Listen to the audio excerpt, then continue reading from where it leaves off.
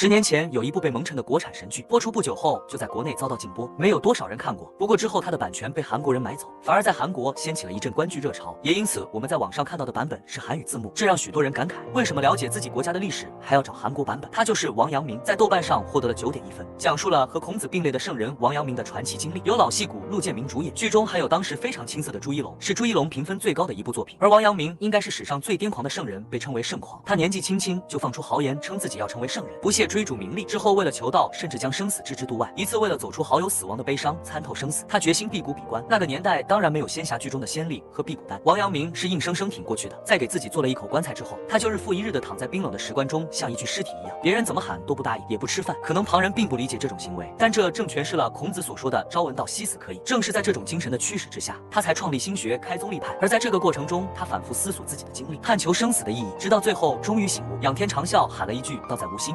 道在无心，道在无心。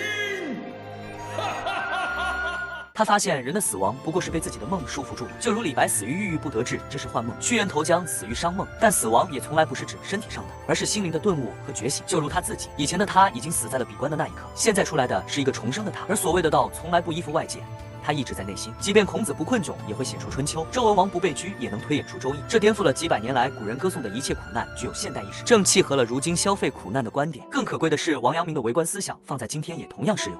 在百姓因苛捐杂税上访的时候，王阳明有勇气为民请命，也能够洞悉问题的核心。百姓的日子过得辛苦，全是天灾造成的吗？在那些没有天灾的年景，你们过得又怎么样呢？这是什么原因造成的？你有想过吗？天灾只会害人一时，恶习会害人一世。他没有将困难盲目的归到外物，而是回归到人的意识，能引起人们的反思。王阳明的一生正如他的一夜，我心光明，亦复何言？他反复诘问自己的内心，把自己打磨得像铜镜一样光明，思考问题也另辟蹊径。因此，也推荐大家读一读王阳明的书，了解这位被蒙尘的圣人。正如流传至今的一句俗语：欲成大事者，必读王阳明。